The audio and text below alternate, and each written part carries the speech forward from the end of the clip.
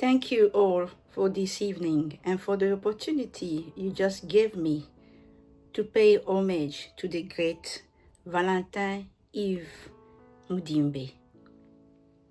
Mzee, Mzee, Mzee. What a difficult evening. We were our morning and we ended this morning. And it is over. Mzee, Mzee, you're no longer in this earth.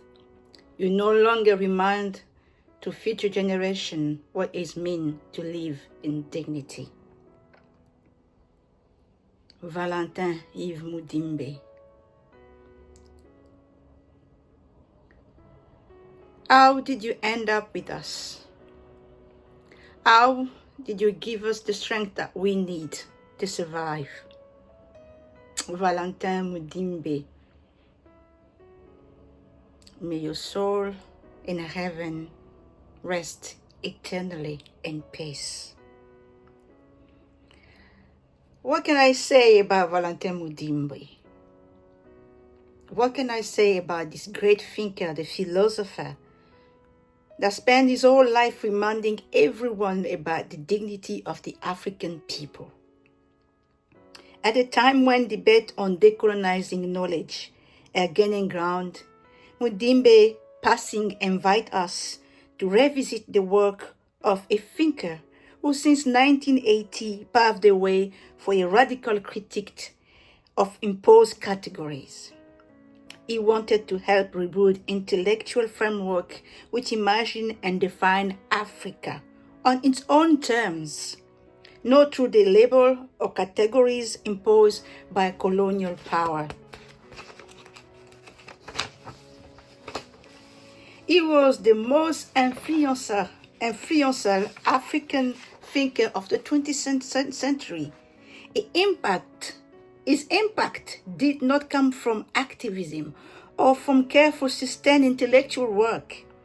With his seminal work, The Invention of Africa in 1988, he profoundly disturbed African and post-colonial studies. He worked far beyond the usual East-West divide.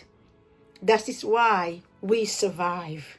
We, the one who shy under the shadow of Mudimbe. It's because of him we can try. Because of him, I have tried. He offered much more than a critique of colonial representation.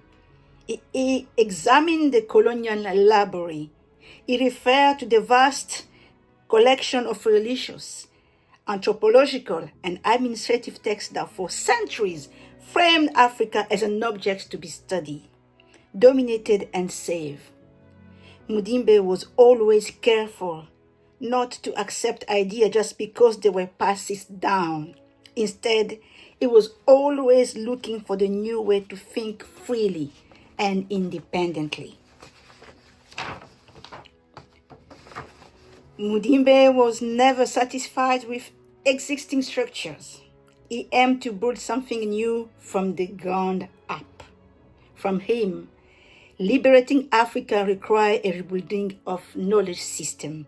He rejected assumption that Western intellectual framework alone could define Africa.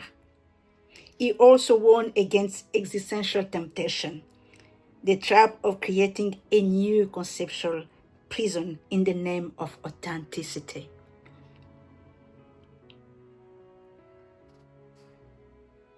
His character navigated colonial legacies, state colonialism, rigid identity politics through stories and displacement and fermented memories.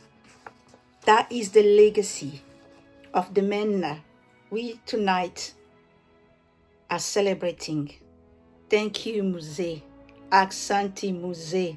Aksanti juu ya maisha yetu. Aksanti juu ya kazi unafanya. Safari njema kwa Mungu. Mungu akubariki.